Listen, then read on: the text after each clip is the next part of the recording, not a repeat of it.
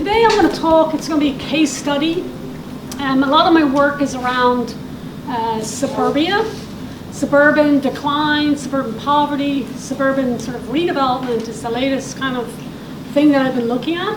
And so today I'm going to talk about this in the context of older suburban communities in Baltimore County in Maryland. And I'll tell you a little bit about the county itself a little bit later on. But I'm hoping that, I can talk specific to Maryland, but that we can actually have a conversation too about suburban redevelopment more broadly. So, as you may know, the United States is essentially has had persistent kind of suburban expansion over the past century.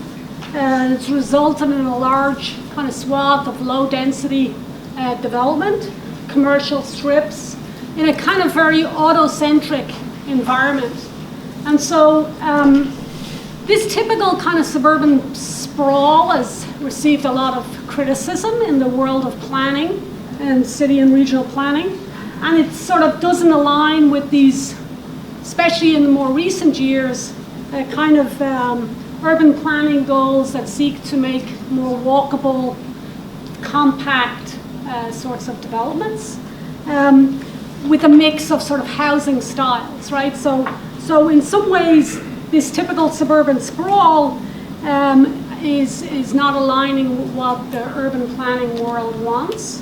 And so there's been a lot of conversations about sort of rethinking or reimagining and redeveloping the suburbs to make them more urban-like, right? To make them more city-like. So that's the sort of general idea. So what I'm going to do is sort of talk about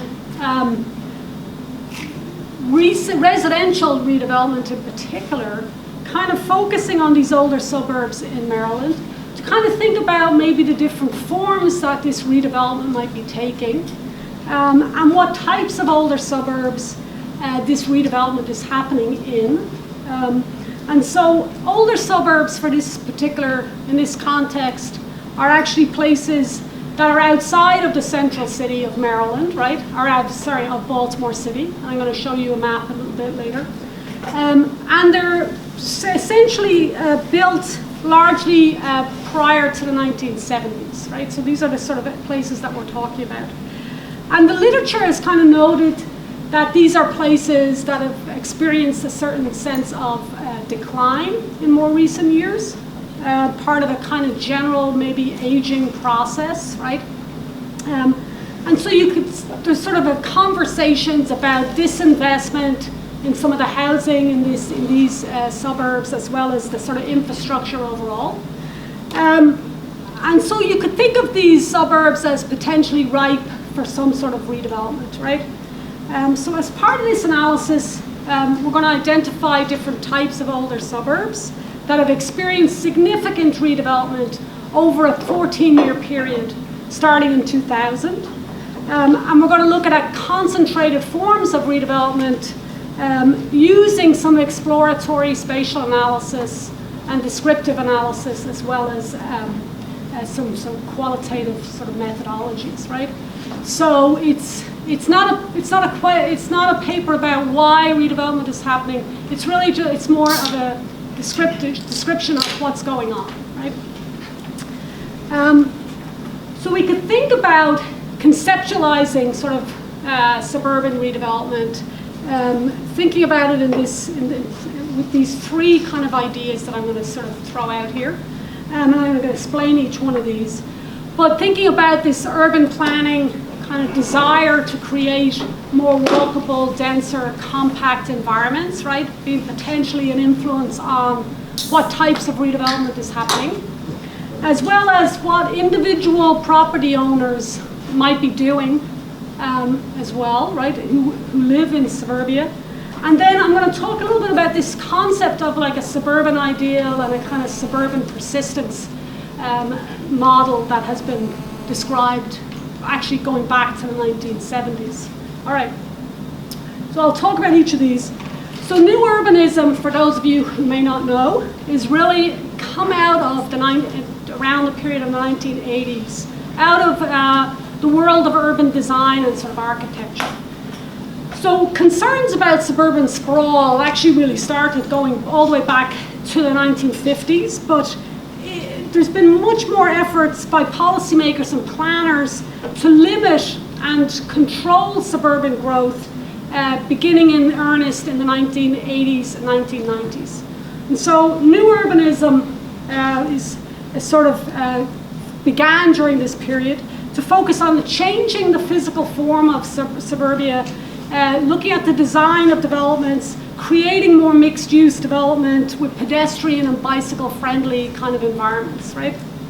And smart growth is actually probably more policy-oriented, particularly kind of focusing on how state governments can intervene to control suburban growth a little bit, and focus on incentivizing it to occur in particular areas.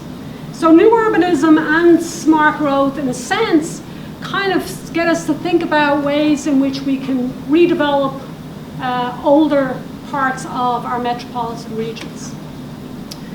So in terms of some of this work that's been coming out of urban design, there's a lot of conversations about retrofitting suburbia, retrofitting sprawl.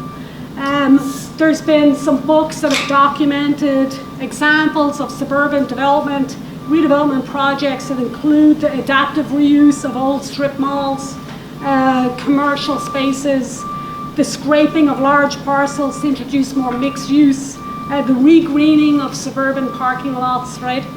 And there's significant challenges to this, doing this kind of work, especially within the context of current kind of zoning practices.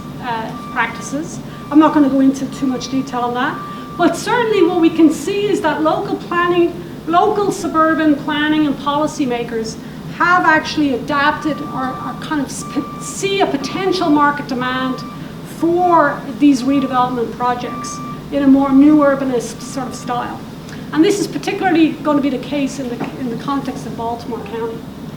If you think about this in the context of smart growth in the Maryland area, so Maryland was one of the first states to adopt a smart growth policy back in 1997. And basically what the state has decided to do with passage of this law was to provide local jurisdictions funding for infrastructure only if that development took place in these targeted areas, or what they called priority funding areas.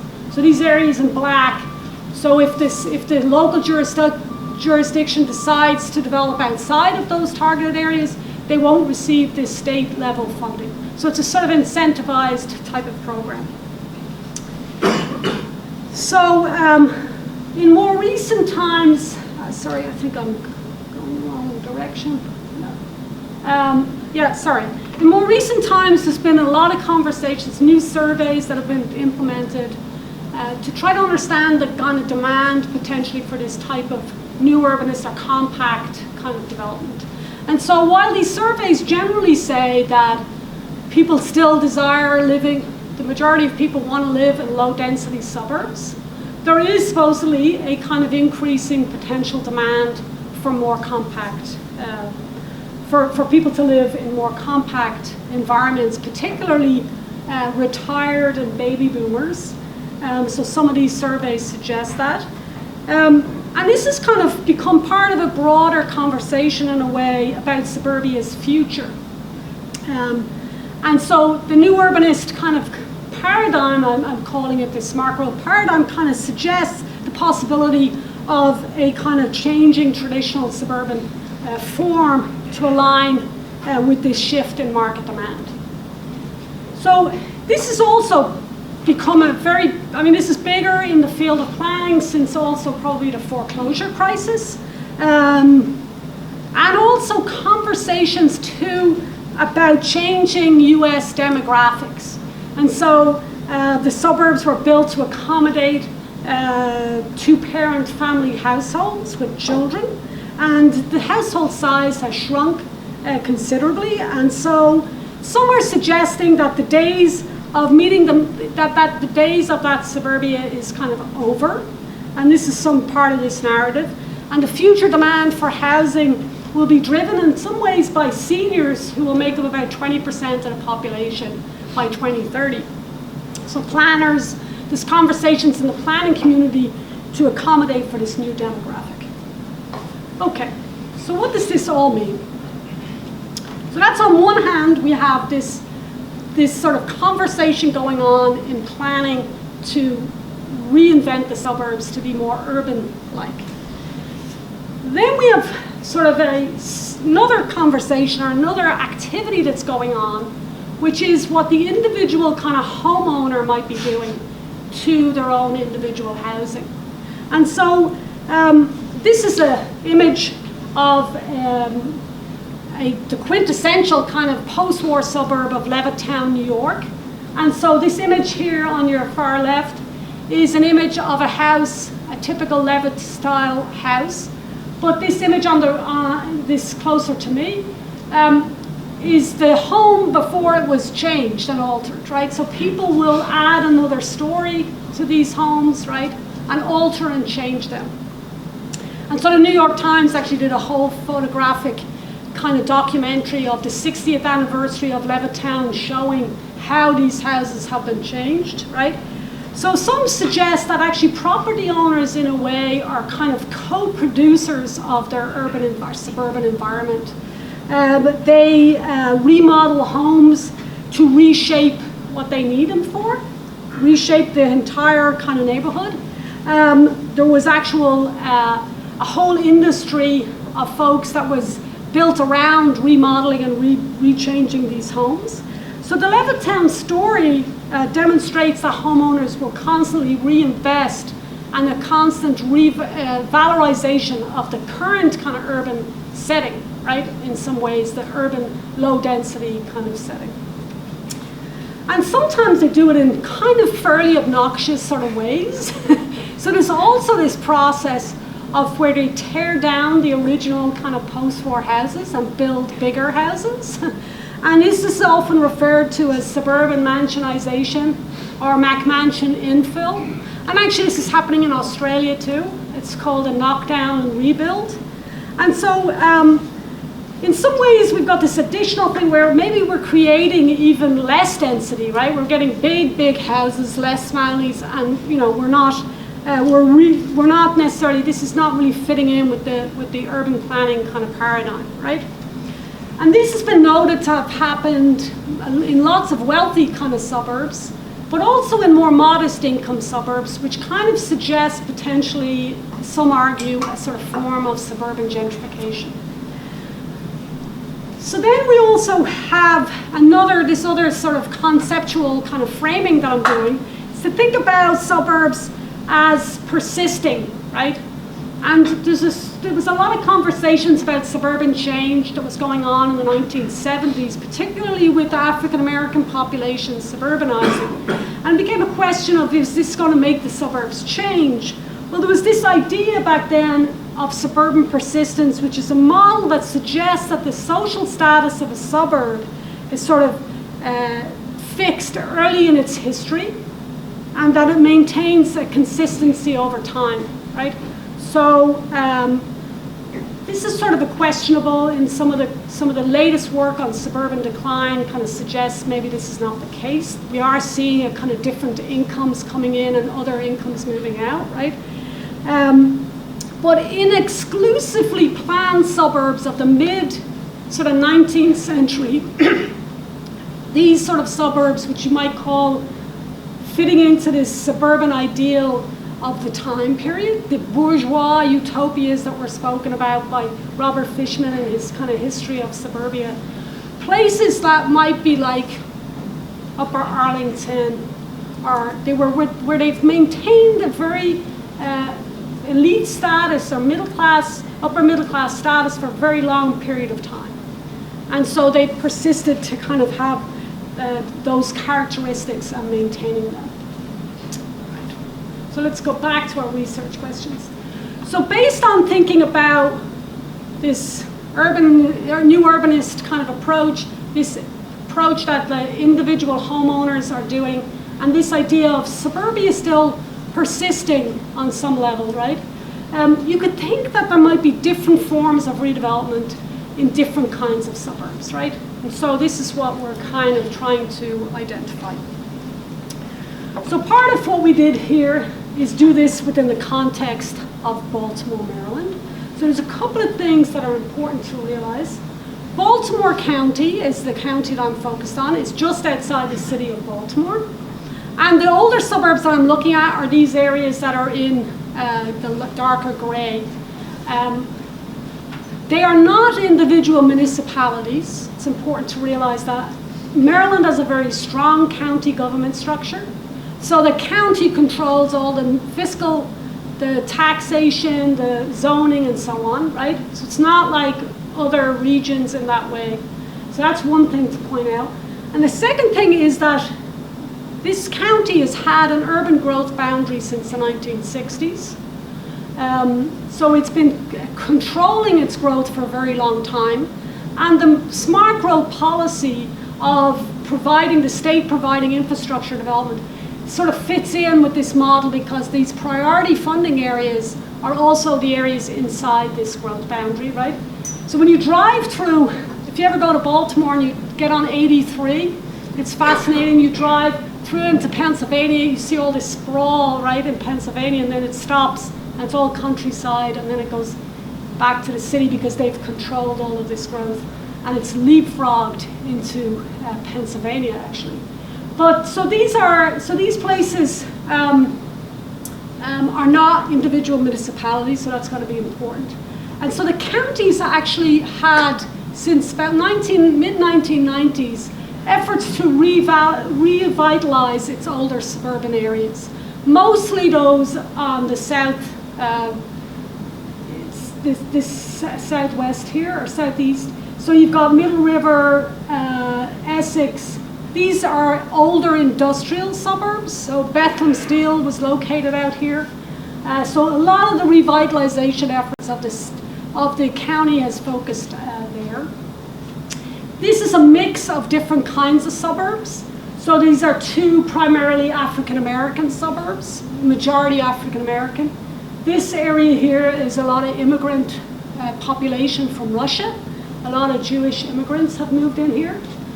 There's a lot of density in Towson, but also typical suburban development. That's the county seat is located there, and so you have some central kind of government offices and so on.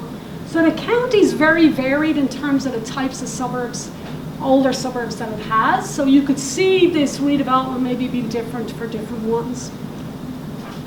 Okay. So what we used permit data, and I'm happy to talk about some of the data issues a little bit later. There is some issues with using some of this data that I could share with you in the Q&A piece.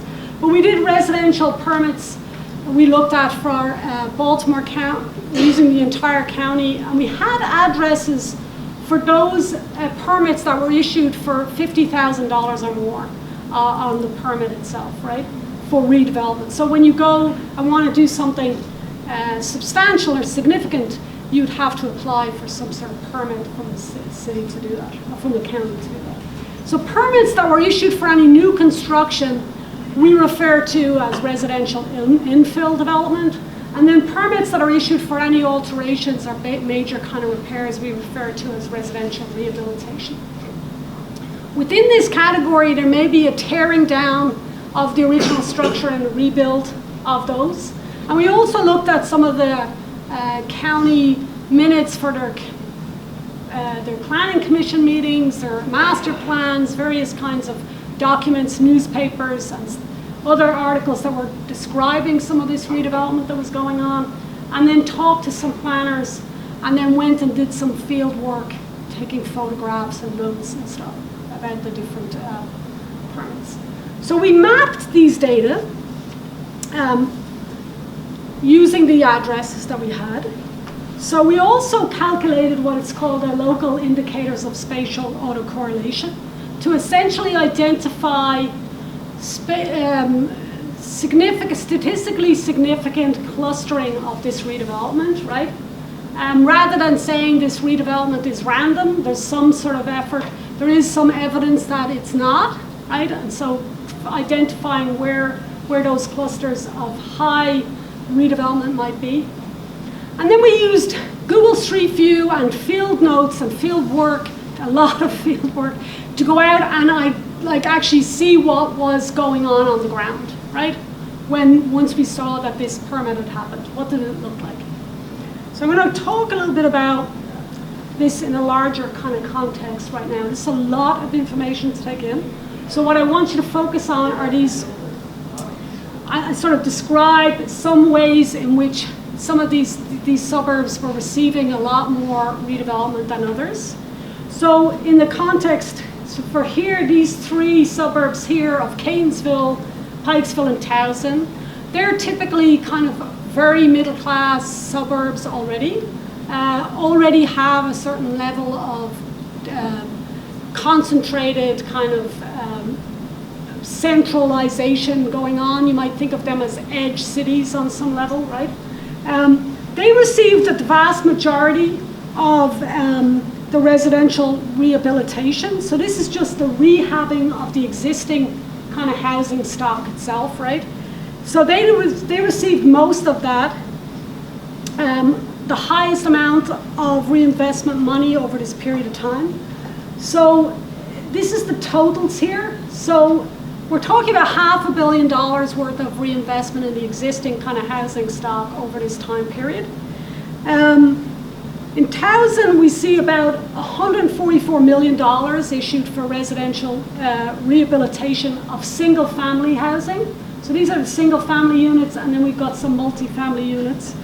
Much of the multifamily units also took place in these suburbs, but these were very low-rise apartments, very suited to a more middle-class resident, especially because Towson is where there's a university located there.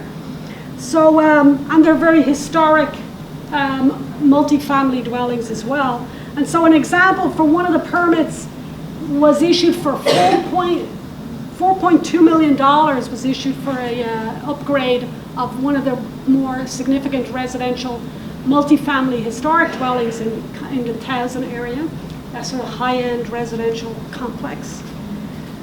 So in terms of the mapping, we see this is where it kind of ends up concentrating in those suburbs too. Yeah, can you go back a second? It's one column I didn't understand. What's permit amount, SFD? Single family dwelling, Okay. Single family, yeah. And so this is where it's sort of concentrated. And this is where the University of Maryland is located here. So you see a lot going on in terms of rehabbing. And these are sort of, I'm going to show some images that will help you kind of maybe see what this kind of looks like. And then this again in this kind of Towson, Pikesville kind of area.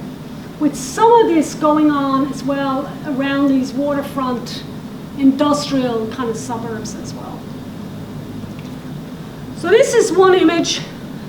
This is from a suburb of Towson, which is one of those northern sort of suburban communities.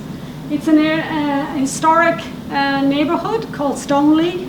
And so 51 out of about 490 of these houses saw a significant kind of upgrade using these permits.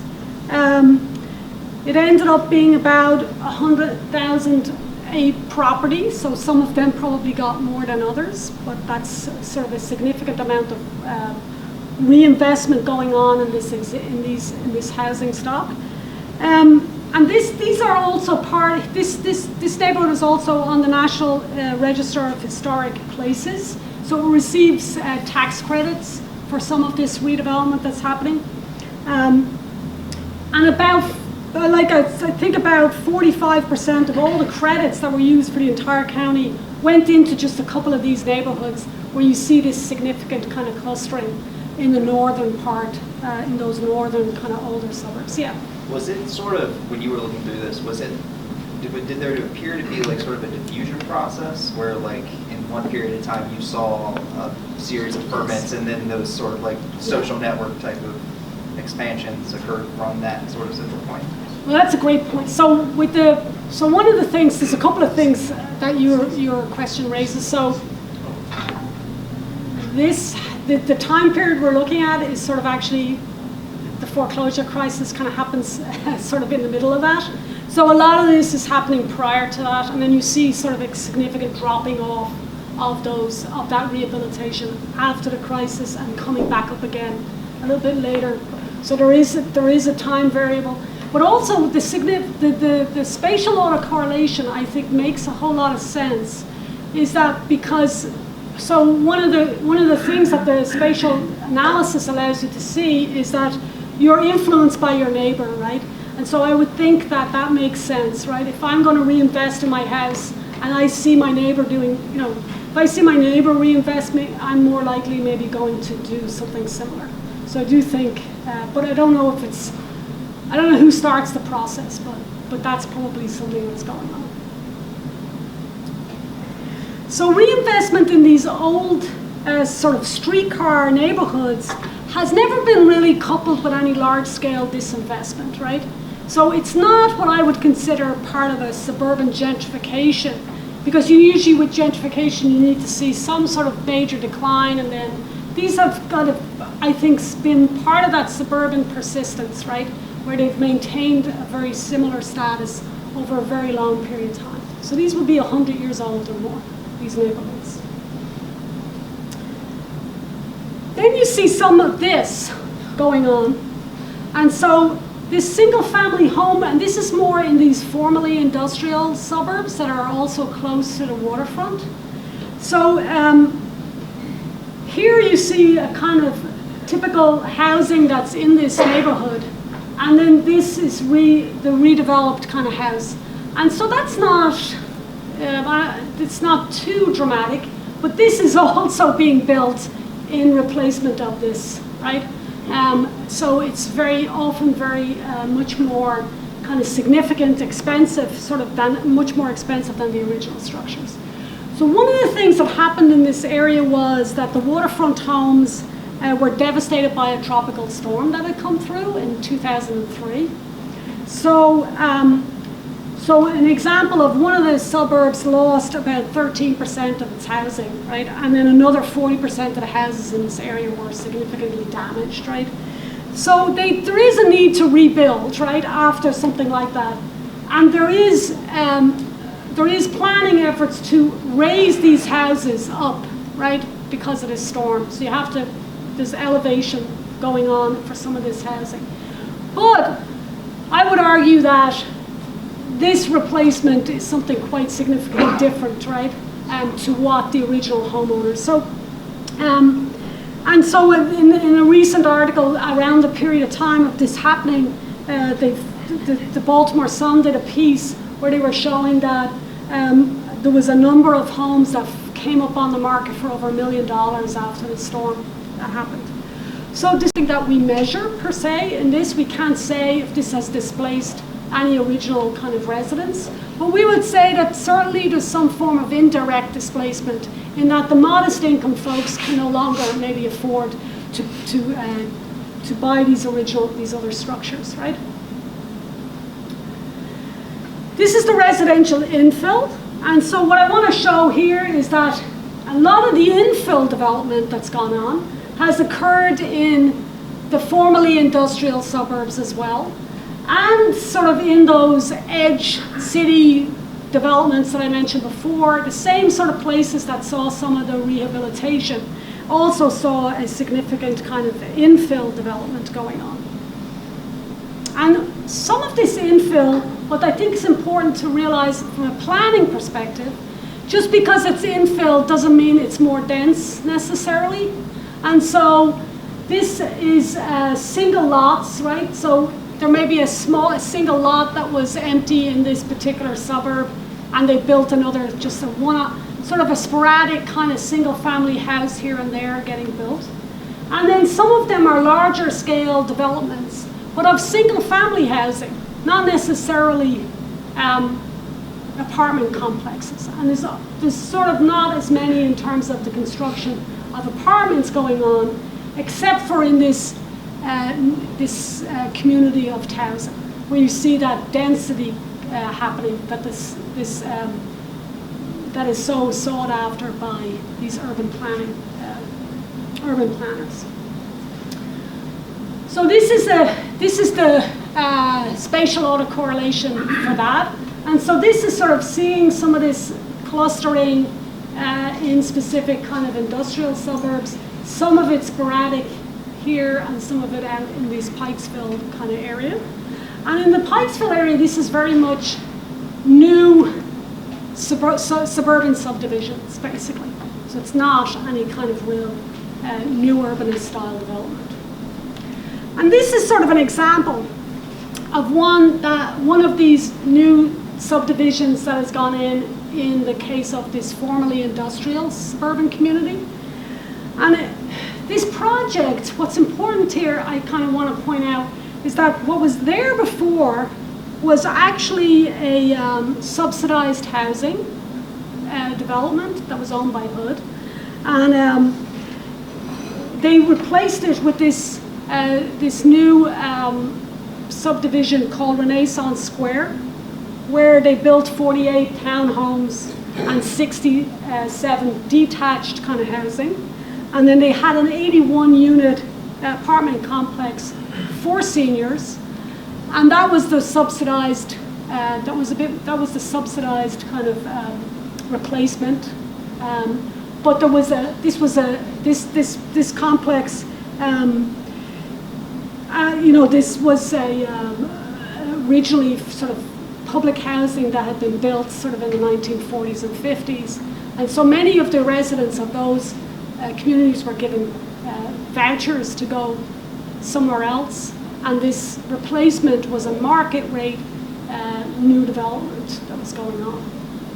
And this, so when I looked at these redevelopment projects in these formerly industrial suburbs, that's mostly what they were. They were tearing down of sort of public housing or subsidized housing to be replaced with sort of more market rate developments. So these were mostly like HUD developments that ran out of their 30-year subsidies? Yeah, and they had also had a lot of management issues and the condition of them and so on, yes. And then there was this, which is what has been happening in Towson, in this sort of suburb of the one that has had a lot more of that dense development. There are a number of apartment complexes going into this suburban community that already has, it's already around existing kind of density that's already there. It has Delaney Valley kind of is an apartment site that's been developed. It's next to the mall. They've reinvented the mall to be more walkable.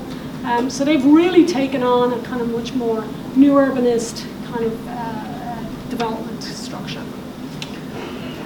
So in thinking about this a little bit, to kind of summarize a little bit here, our results sort of indicate that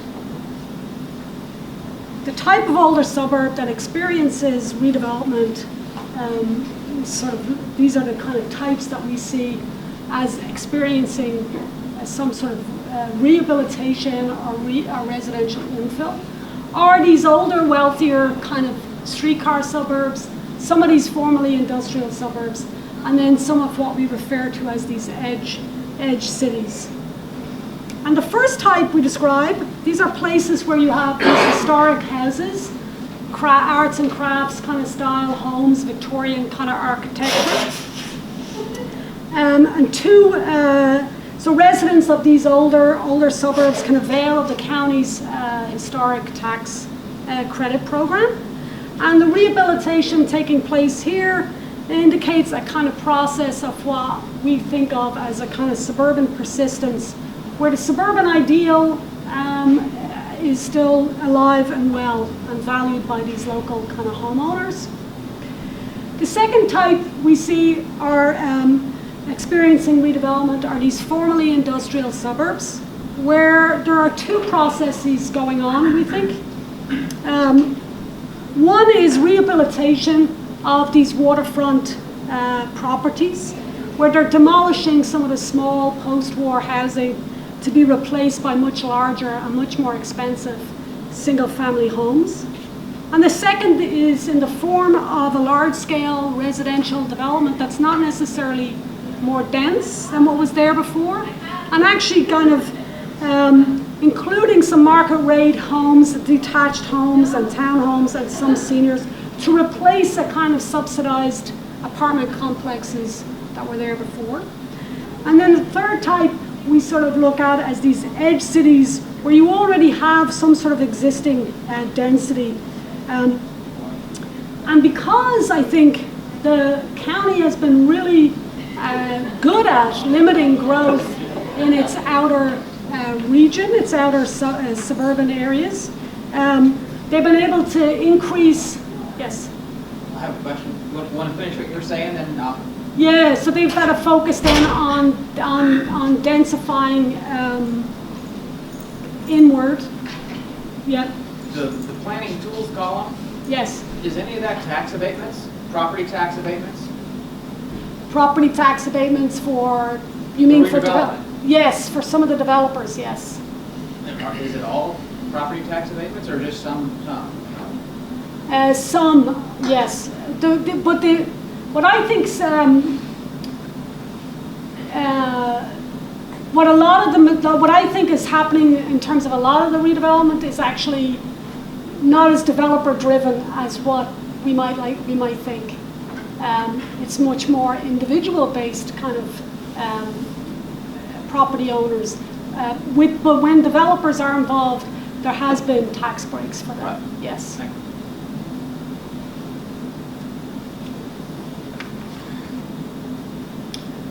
So one of the things that I didn't talk about too much, and I wanted to just go back, if I can, to some of these suburbs here. So I've only talked about where the redevelopment is happening, but there's also a lot of places where there's no redevelopment happening at all, right? And there's not a lot in terms of residential infill. There's also not a lot in terms of this rehabilitation either. And so one of the things that's concerning when I was talking to sort of the planners is that they're not really paying that much attention, I don't think, to what individual property owners are necessarily doing, right?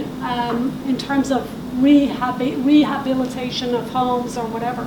They're not really aware of that. So that's one thing. And then I think it's problematic when you have like your only sort of majority African American suburbs not really receiving much in terms of any kind of reinvestment at all. And some of these places also in terms of some of these post-war suburban communities have been experiencing some decline beyond just these formerly industrial areas, but that are not seeing any significant rehabilitation or reinvestment. Yeah.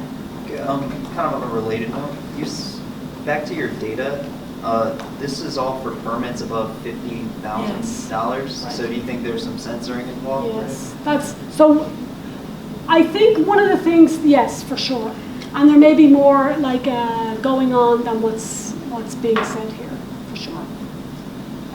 But this is anything that's of any significant investment is not really happening in some of these places. But yeah, that's a good point. So, so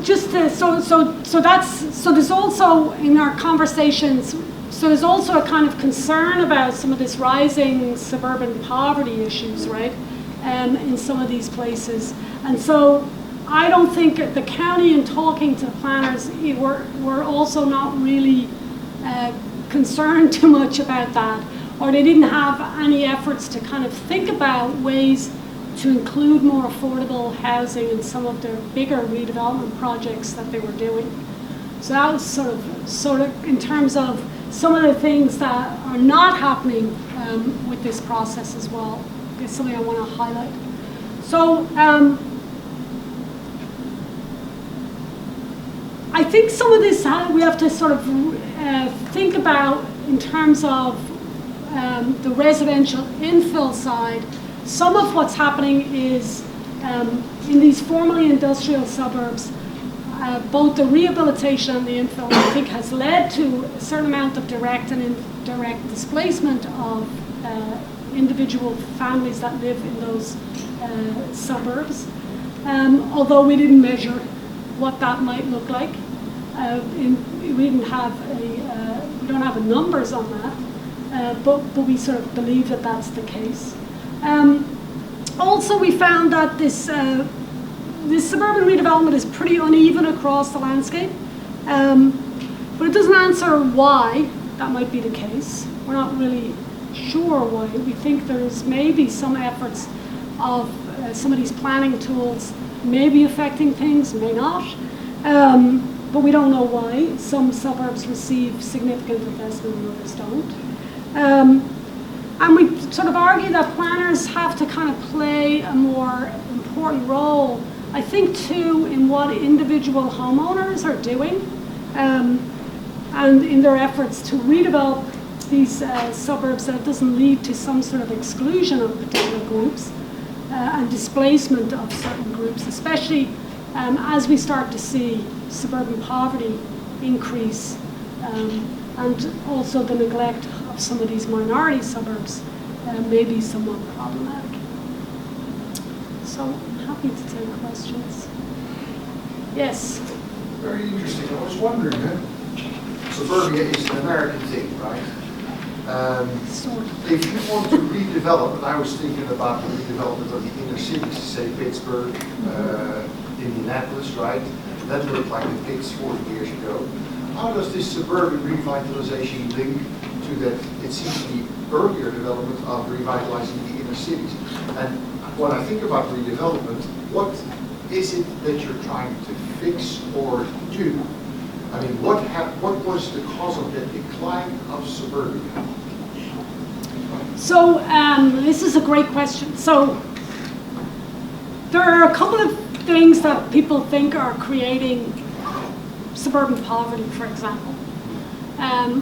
One is just the overall population growth, right? We're going to just see more poor people, right? But that immigration has impacted this, right? So immigrants, there's not a lot of empirical work to understand why suburbs are declining. These are some of the speculations. So poverty might be increasing because you're seeing more poorer immigrants moving to the suburbs. There is some conversation about the relationship between gentrification in the city or the revitalization of cities and how that's impacting particularly these older suburbs. So, but nobody's really studied to see that if that relationship is really true. Do people who are in gentrified neighborhoods end up moving out of those neighborhoods into older suburbs is a question, but that's one speculation. Another is that we have decentralized, we've used public policy, like for example housing choice vouchers, and people have used those vouchers to move into suburban communities, and there is some evidence of that. There has been some work to suggest that, but it's not a huge number of folks. So I think there's still sort of questions. These formerly industrial areas, I think, are important. There's this sort of overall loss of manufacturing jobs, a loss of jobs that have affected a lot of smaller cities, smaller towns, bigger. The conversation's been about cities, less about suburbs, but I think that suburbs have been affected by that overall decline of manufacturing, particularly in this context of Baltimore. You see that in these formerly industrial areas where Bethlehem Steel used to be. That steel plant closed. It's this sort of that story, I think, is also part of it.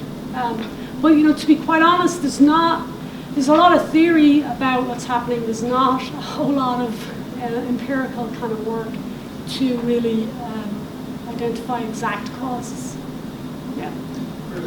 So it's fun seeing a paper in the stage of development because you see the moments of questions starting to pop up.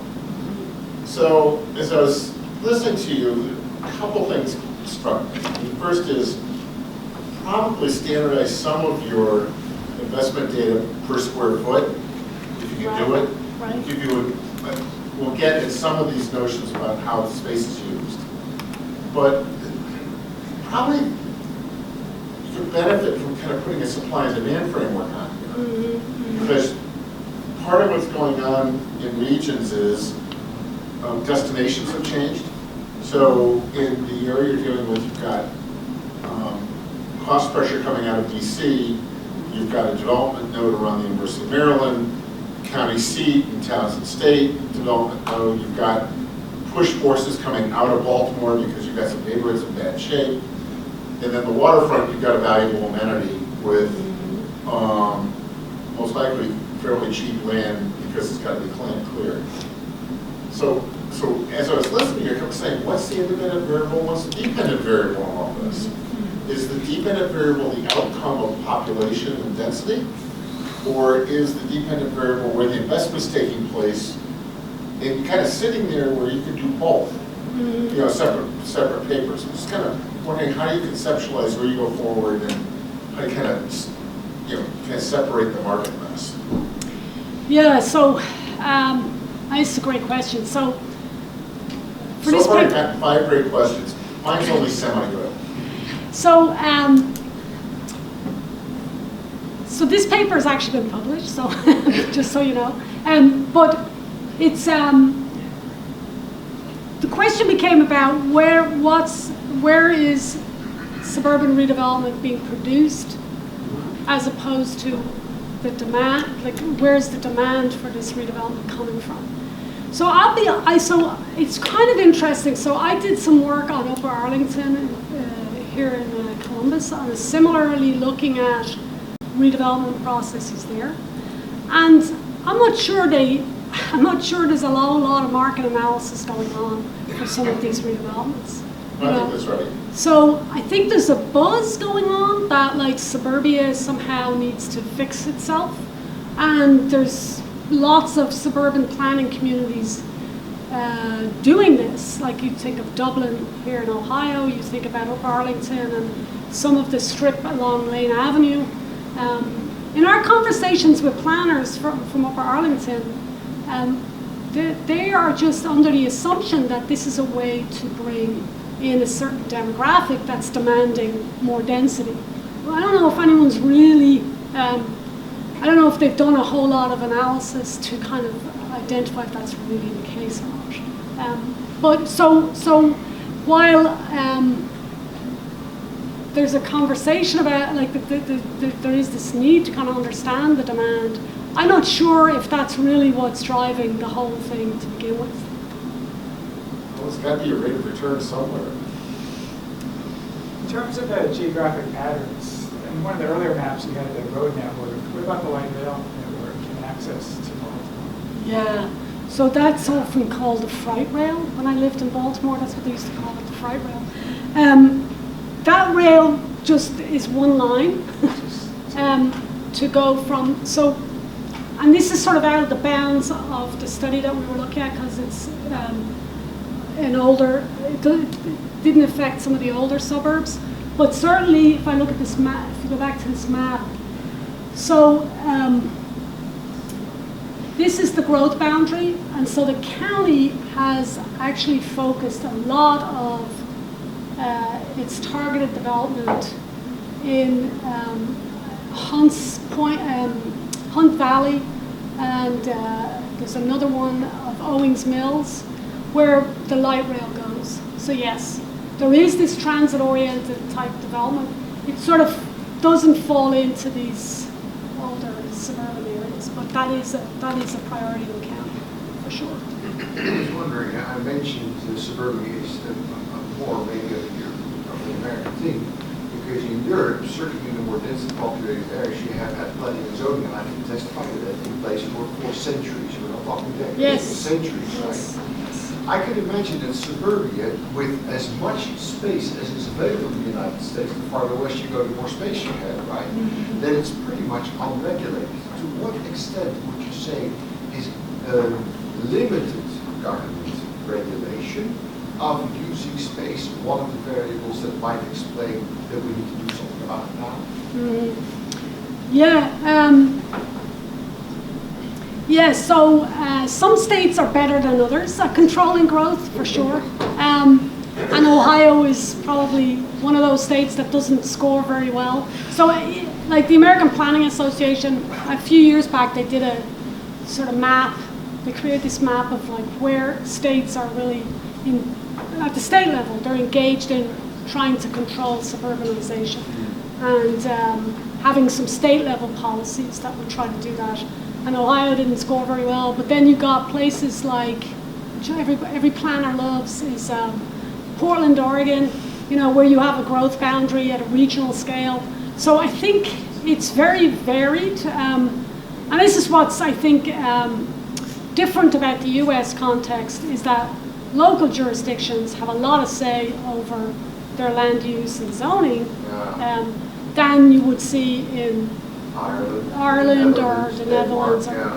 So, and then you have, so trying to plan at a regional scale is kind of very challenging in the US context.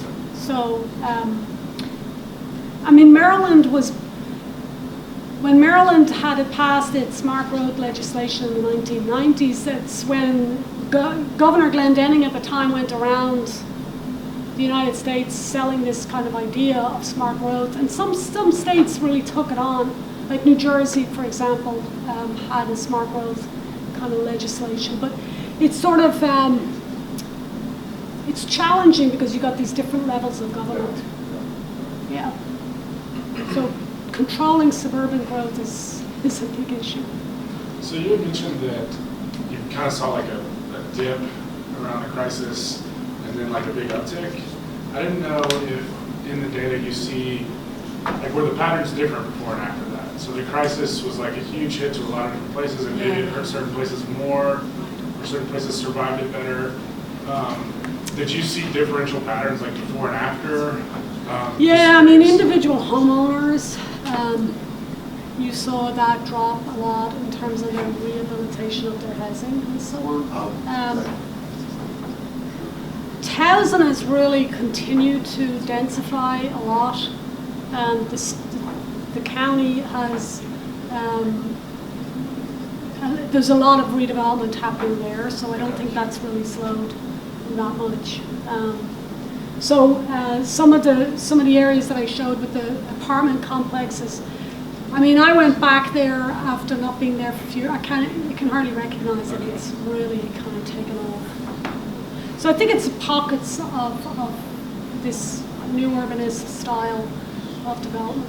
But one of the things I think is important in terms of planning context is to sort of understand, is there ways that we could help incentivize homeowners to reinvest? Is there other things that we can be doing to encourage reinvestment at the individual level, rather than we often focus on this big kind of story of new urbanist but there is this existing kind of housing stock, and is there ways that you could encourage certain places that may not be able to afford that type of reinvestment to kind of have some sort of grant programs or other kinds of things that would help to do that. So one of the things somebody brought up about this sort of less than 50,000. So there is so I've been working, one of my sort of PhD students did something similar in Cleveland they were able to map out all of the permits. So even the small ones that you have where maybe it's only 1,000, 2,000. So we're going to try to get some of the data for that here, and we could see if that what difference that makes in terms of what this redevelopment might look like, and do a comparison as well, like between the two places potentially. Because one of the stories I think that's kind of interesting about Baltimore is that it doesn't have this individual municipalities. It's one county structure. And so what does that matter? Like there's a lot of efforts at individual suburbs outside of Cleveland. Some of them have different policies than others. And you could see maybe how those things might be affecting this sort of reinvestment. Yeah.